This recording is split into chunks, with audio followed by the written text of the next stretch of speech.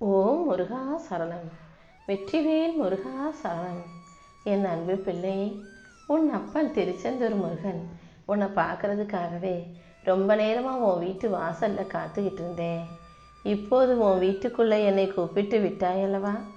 இனிமே நானே உன் மனசுக்குள்ளே குடியேறி உன்னை சுற்றி நடக்கும் விஷயங்கள் அனைத்தும் நீ எதிர்பார்ப்பது போல சிறப்பாக வெற்றிகரமாக நடக்கும்படியும் அதன் மூலமாக உனக்கு மனநிறைவு உண்டாகும்படியும் செய்ய போகிறேன். நீ எப்போதும் யார்கிட்ட பேசினாலும் மரியாதை கொடுத்து பேச பழகு. பிரச்சனைகள் வரும்போது அதை சத்தமாக பேசணும்னு நினைக்காம சீக்கிரமாக தீர்க்கிறதுக்காக பேசி பழகு. ஒரு பிரச்சனை வந்துருச்சு, ஒரு சண்டை வந்துருச்சுன்னா உடனே அதை கத்தி பேசி கூப்பாடு போட்டு சண்டையாக்கி அடுத்தவங்களுக்கு வெளிக்காட்டாதே. குடும்ப பிரச்சனைகள் எதுவாக இருந்தாலும் அதை குடும்பத்துக்குள்ளேயே வச்சு பேசி தீர்க்கிறது தான் உனக்கு நல்லது. ஒருத்தருக்கு ஒருத்தர் பொறாமப்படாமல், ஒருத்தருக்கு ஒருத்தர் போட்டியாக நினைக்காம அவரவர் இலக்குகளை அடைவதற்கு ஆதரவு கொடுங்க. ஒருவருக்கொருவர் அவங்க ஆசையை நிறைவேற்றிக்கிறதுக்காக உதவி செய்யும் போது அவரவர்கள் எதிர்பார்த்த இலக்குகளை அடைவதற்கு அது சுலபமாக இருக்கும் அல்லவா? உன் குடும்பத்தில் இருக்கக்கூடியவங்க ஒவ்வொருத்தரும் ஒவ்வொரு நேரத்துக்கு சாப்பிட்றீங்க. ஒவ்வொருத்தருக்கும் பிடிச்சது வெவ்வேறு விஷயங்களாக இருக்குது. முடிஞ்ச வரைக்கும் நல்ல சத்துள்ள சாப்பாடை எல்லாரும் ஒன்றா சேர்ந்து உட்காந்து சாப்பிட்டா அதுவே ஒரு மாபெரும் நேர்மறை அதிர்வலையை உருவாக்கும். ஆபத்து வராத அளவுக்கு, உன் வாழ்க்கையில் பிரச்சனை வராத அளவுக்கு பார்த்து நடந்துக்கணுமே தவிர தேவையில்லாமல் குரலை உயர்த்தி பேச வேண்டாம். ஒரு பிரச்சனை வருது, ஆபத்து வந்தால் மட்டும் குரலை உயர்த்தினா போதும். குடும்பத்தில் இருக்க ஒவ்வொருவர் செய்யக்கூடிய சின்ன சின்ன முயற்சிகளையும் பாராட்ட கற்றுக்கோ. எல்லாருக்குமே அவரவர்களுடைய தனிப்பட்ட உரிமையை பாதுகாப்பதற்கான கடமை இருக்குது. அடுத்தவங்க விஷயத்தில் தலையிடாமல் அவங்களுக்கு உரிய மரியாதையை கொடுக்கும்போது, அவரவர்களுடைய தனிமையை அவரவர்களுக்கு கொடுக்கும்போது தான் அது அழகான வாழ்க்கையாக இருக்கும். நீ செய்கிற செயல்கள் எல்லாத்துக்கும் நீ தான் பொறுப்புங்கிறத மறவாதே. நீ செய்கிறது சரியாக அமைஞ்சிட்டா நான் தான் பொறுப்புன்னு, நான் தான் செஞ்சேன்னு தூக்கி தலையில் வச்சு கொண்டாடக்கூடிய நீ செய்யும் செயல்கள் தவறாக போகும்போதும் அதை பொறுப்பேற்றுக்கிட்டு அதை நல்லபடியாக மாற்றிக்கொள்ள தயாராகு. உனக்கு துணையாக உன் அப்பன் முருகன் நான் இருக்கும்போது எதுவுமே தவறாக நடக்க விட மாட்டேன். உன் குடும்பத்துக்குள்ளேயே 2 பேரை ஒப்பிட்டு பேசுவதை முதல்ல நிறுத்திடு. வீடு எப்போதும் கச்சிதமாக இருக்கணுன்ற அவசியம் இல்லை. பொருட்கள் அங்கங்கே ஒரு சில நேரம் களைஞ்சு இருந்தாலும் பரவாயில்ல. வீடு அமைதியாக இருக்கணுங்கிறது தான் முக்கியம். சும்மா வீட்டில் கத்திக்கிட்டே இருக்கதும், சண்டை போட்டுக்கிட்டே இருக்கதும், ஒத்து போகாமல் மன வருத்தத்தோடு இருப்பதும், மனஸ்தாபமும் கருத்து வேறுபாடுகளும் வேண்டாமேன் செல்வமே. ஒருத்தவங்க இதை சொன்ன உடனே அதை பிடிக்காம நீ கத்தி கூப்பாடு போடாமல் அவங்க என்ன சொல்கிறாங்கன்னு அமைதியாக கேட்டுட்டு அப்புறமா அதுக்கு பதில் பேச தயாராகு. அவங்க என்ன சொன்னாலும் எதிர்த்து பேசணும், இல்லைன்னு மறுப்பு சொல்லணுன்றதுக்காகவே எதிர்வினை ஆற்றும் விதமாக பேசாதே. எப்போதும் வார்த்தையில் அன்பை காட்டக்கூடாது, உன் செயலின் மூலமாக அன்பை காட்டு. நீ எப்படி எல்லாரிடமும் அன்பாக நடந்துக்கிறியோ அந்த அளவுக்கு அன்பு கண்டிப்பாக உன்னை நோக்கி தேடி வரும். உன்னை பார்த்து சிரிக்கிறவங்க எல்லாருமே உனக்கு அமைதியை கொடுப்பாங்கன்னு சொல்ல முடியாது. அதே போல் உன்னை திருத்துபவர்கள், உனக்கு நல்லதை எடுத்து சொல்கிறவங்களை எல்லாம் கெட்டவங்க கெட்டது செய்கிறாங்கன்னு நீ ஒருபோதும் யோசிக்காதே.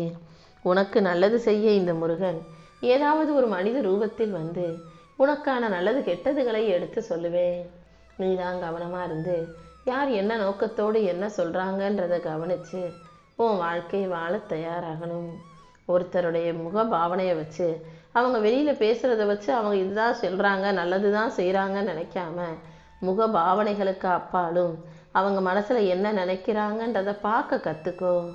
ஏன்னா செயல்கள் தான் உண்மையை காட்டும். வார்த்தைகள் எப்போதும் பொய்யை தான் பெருமளவில் பேசும். வார்த்தைகளில் எல்லாரும் அன்பை காட்டினாலும் அக்கறையை காட்டினாலும் அதில் பெரும்பாலும் உண்மை இருப்பது இல்லைங்கிறத நீ புரிஞ்சுக்கோ என் செல்வமே. நீ துன்பப்பட்டாலும் சரி, அல்லது உன் வாழ்க்கையில் இன்பம் வந்தாலும் சரி, அதுக்கு காரணம் நீ மட்டும்தானே தவிர வேறு யாருக்கும் அதில் துளியும் பங்கு கிடையாது. உன் வாழ்க்கை சொர்க்கமாக இருக்கிறதும் நரகமாக இருக்கிறதும் உன் கைகளில் தான் இருக்குதுன்றதை புரிஞ்சுக்கிட்டு வாழ்க்கையை சொர்க்கமாக்கும் விதமாக இப்போது நான் சொன்ன எல்லா விஷயங்களையும் சரியாக செய்ய பழகு. உன் மேலே நம்பிக்கை வச்சிருக்கிற யாரையும் ஏமாற்றி நீ ஒருபோதும் துரோகம் செய்யக்கூடாது. வாழ்க்கையில் பாதி பகுதியை அடுத்தவங்களுக்கு பிடிச்ச மாதிரி நடந்துக்கணும்னு நினச்சே கழிச்சிட்ட. மீதி பாதியை மற்றவங்க உனக்கு கொடுத்த கவலைகளை நினச்சி வருத்தப்பட்டே வீணாக்கிட்ட. இனிமேலாவது அடுத்தவங்க கொடுக்கும் கவலையே நினச்சி வாழ்க்கையை வீணாக்கிக்காம, அடுத்தவங்களுக்கு பிடிச்ச மாதிரி வாழணும்னு நினச்சி வீணாக்கிக்காம, போதும் இனிமே எனக்கு பிடிச்ச வாழ்க்கையை நான் வாழ போகிறேன்னு முடிவெடுத்து உனக்கு பிடித்த செயல்களை மட்டும் செய்யக்கூடிய நல்ல பிள்ளையாக மாற தயாராகு. வாழ்க்கைங்கிறது எல்லாருக்குமே அவ்வளவு சுலபமாக சந்தோஷமானதாக அமைஞ்சிடாதுங்கிறது தான் உண்மை. எல்லார் வாழ்க்கையிலையும் பிரச்சனைகள் இருக்க தான் செய்யும். அதை அவங்கவங்க எப்படி கையாளுறாங்கன்றதை பார்த்து நீ உன் வாழ்க்கையை வாழ கையாள கற்றுக்கோ. அடுத்தவங்களை கேலி பண்ணுறதும் அடுத்தவங்களை விமர்சிப்பதும் தேவையற்ற செயல். அடுத்தவங்களை கேலி செய்கிறதுக்கு முன்பாகவும் அடுத்தவர்களை விமர்சிப்பதற்கு முன்பாகவும் ஒரு நிமிஷம் யோசி.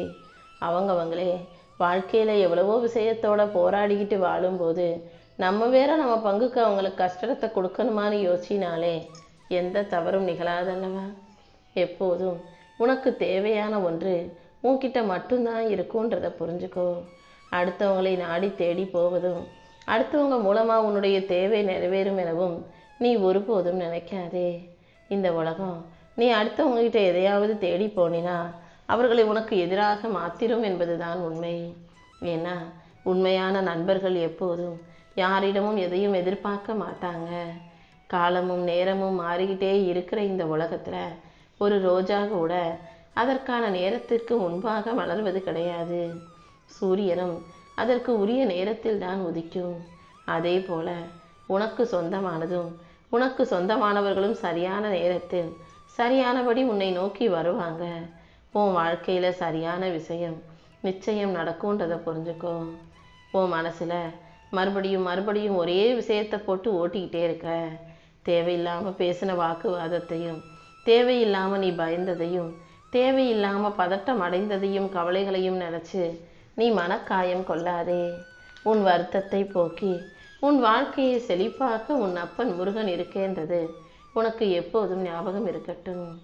மனசில் கஷ்டம் வரும்போதும் ஒரு பயமோ பதட்டமோ வரும்போதெல்லாம் ஒரு முறை முழுச்சை ஆழமாக மூச்சை இழுத்து விட்டுட்டினாலே அந்த பயமும் பதட்டமும் அதோட சேர்ந்து போயிரும் என் செல்வமே. ஒரு ஆழமான மூச்சை உள்ளே இழுத்து நீ வெளியே விடும்போது அந்த பயமும் பதட்டமும் அந்த காத்தோடு காத்தா கரைஞ்சு மறைஞ்சு போகும்படி இந்த முருகன் நான் அற்புதம் செய்வேன். நீ எதுக்காகவும் எதை யோசிச்சும் எதை நினச்சும் கவலைப்பட வேண்டிய அவசியம் இல்லை. காலம் எப்போதும் நதி நீர் போலதான். ஒரு நீர் ஒரு இடத்துல தொடர்ந்து இருக்கவும் முடியாது, அதை உன்னால் தொடர்ந்து தொடவும் முடியாது. ஏன்னா நீரோட்டம் ஒரு இடத்துல இருந்து போயிடுச்சுன்னா திரும்ப அதன் பாதையில் பின்னோக்கி திரும்ப வரவே வராது, முன்னாடி போய்கிட்டே தான் இருக்கும். அதே போல தான் உன் வாழ்க்கையிலையும் நீ ஒவ்வொரு நிமிஷத்தையும் முன்னோக்கி நகர்த்தி போய்கிட்டே இருக்கணும். சந்தோஷங்களை அனுபவித்து ரசித்து வாழக்கூடிய ஆளாக நீ இருக்கணுமே தவிர கஷ்டங்களை நினச்சி கவலைப்பட்டு வருத்தப்படும் ஆளாக நீ ஒருபோதும் இருக்காதே. உன்னை சுற்றி இருக்கக்கூடிய மனிதர்கள் மீதோ உன் வாழ்க்கையில் இருக்கக்கூடிய சூழ்நிலைகளை நினச்சோ நீ வருத்தப்படாத. ஏன்னா வருத்தமும் சூழ்நிலைகளும் நீ வருத்தப்பட்டா கவலைப்பட்டா மட்டும்தான் சக்தி உடையதாக இருக்கும். அந்த சூழ்நிலைகளையோ மனிதர்களையோ நினச்சி நீ கண்டுக்காமல் இருந்தீனா அது சக்தியற்றதாக காணாமலே போய்விடும். அதனால தான் தேவையற்ற விஷயங்களையும் உனக்கு அவசியமில்லாத விஷயங்களையும் பற்றி யோசிக்காதன்னு சொல்கிறேன். ஒரு முட்டை அதனுடைய வெளிப்புற சக்தியால் உடஞ்சிருச்சு, அதாவது கீழே விழுந்தோ அல்லது இடிச்சோ உடஞ்சிச்சுன்னா அந்த முட்டையோட வாழ்க்கையே முடிஞ்சு போயிடும். ஆனால் முட்டை அதன் உள் சக்தியால் இயல்பாகவே உடஞ்சி அதுக்குள்ளேருந்து குஞ்சு வெளிவந்ததுன்னா அங்கு ஒரு உயிர் வாழ்க்கை தொடங்குகிறதல்லவா? எப்போதுமே சிறந்த விஷயங்கள் உள்ளிருந்து தான் தொடங்கும்ன்றதை நான் புரிஞ்சுக்கோ. முட்டை வெளியில் உடஞ்சா வீணாக போயிடும், உள்ளே உடஞ்சா ஒரு உயிர் உருவாகும். அதே போல தான் மனசை நீ வெளியில் உடைச்சிக்காம உள்ளுக்குள்ளேயே உடைந்து மனதிலிருந்து புது வைராகியத்தை நீ புதுவாக உருவாக்கும் போது அதன் மூலமாக உன்னால் வாழ்க்கையை ஜெயிக்க முடியும். வாழ்க்கைங்கிறது முடிவே இல்லாத மழையை போல நினைக்காதே. மழை பெஞ்சா நின்றுதானே ஆகணும். அதே போல துன்பங்கள் வந்தாலும் அது கண்டிப்பாக முடிவடைந்து உனக்கான இன்பமான மகிழ்ச்சியை கொடுத்தே தீரும். எவ்வளவு கஷ்டம் வந்தாலும் என்ன பிரச்சனை வந்தாலும் நீ எப்போதும் நேர்மறையான மனப்பான்மையை உனக்குள்ளே வச்சுக்கோ. மழை பெஞ்சா எப்படி குடையை விரித்து உன்னை காப்பாற்றிக்குவியோ அதே போல் துன்பங்கள் வரும்போது உனக்குள்ள தைரியங்கிற குடையை விரித்து உன்னை காப்பாற்றிக்கோ. உனக்கு நீயே தைரியம் கொடுத்து கொள்ளும்போது உன்னை விட வெற்றியுடைய ஆளாக இந்த உலகத்தில் யாருமே இருக்க முடியாது. இந்த அப்பன் முருகன் உனக்கு துணையாக இருக்கும்போது நீ எதுக்காகவும் வருத்தப்பட வேண்டிய அவசியம் இல்லை. உனக்கான அனைத்தையும் சிறப்பாக செஞ்சு கொடுத்து உன் வாழ்க்கையில் நல்ல விஷயங்களை நடத்தி உனக்கான நல்லது அனைத்தையும் நடத்தி முடிக்கிறேன். உன்னுடைய வாழ்க்கையை ஒவ்வொரு நாளும் ஒவ்வொரு நிமிஷமும் ரசித்து அனுபவித்து வாழ கற்றுக்கோ. உன்னை நீயே நேசித்து விரும்பி வாழும்போது உன் வாழ்க்கையில் எல்லாமே நல்லபடியாக நடக்க ஆரம்பிச்சிடும்.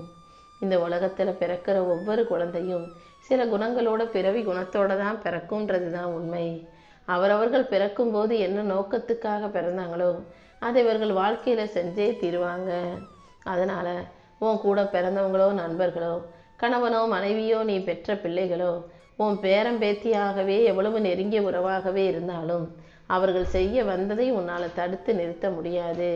நீ அவங்களுக்கு அறிவுரை சொல்கிறேன் புத்திமதி சொல்கிறேன்னு நீ போய் கெட்ட பேரை சம்பாதிச்சுக்காதே. யார் எப்படி இருந்தாலும் அவர்கள் குணத்திற்கு ஏற்ப அவர்கள் செயல்படுவார்கள் என்பதை ஏற்றுக்கொள்ளும் மனப்பக்குவத்தை நீ உனக்குள்ள உருவாக்கிக்கோ. உனக்கு துணையாக இருக்கும் உன் அப்பன் முருகன் உன் வாழ்க்கையில் செய்ய வேண்டிய செயல்களை எல்லாம் உனக்கு வழிகாட்ட தயாராக இருக்கேன். நீயும் மெய்ஞானத்தோட உனக்குள்ளேயே ஒரு தேடுதல் வேட்டையை நடத்தி எதை செய்யணுமோ அதை செஞ்சுக்கிட்டு உன் வாழ்க்கையை சரியாக வாழ தயாராகு. நீ தேடுற அத்தனை விஷயங்களையும் உன் கைகளில் ஒப்படைச்சு உன்னை மகிழ்ச்சியாக வாழ வைக்க இந்த முருகன் இருக்கும்போது நீ எதுக்காகவும் கவலைப்பட தேவையில்லை அல்லவா? நீ எப்போதும் வாழ்க்கையில் கஷ்டம் வரும்போதெல்லாம் அதை தைரியமாக கடந்து வந்துட்டாலே போதும். அதுக்கு பிறகு உன்னை யாராலும் எதுவும் செய்யவே முடியாது. உன்னை ஜெயிக்க வைக்கவும் உனக்கான நல்லதை நடத்தி கொடுக்கவும் இந்த திருச்செந்தூர் முருகன் காத்துக்கிட்டு இருக்கேன்றதை புரிஞ்சுக்கோ.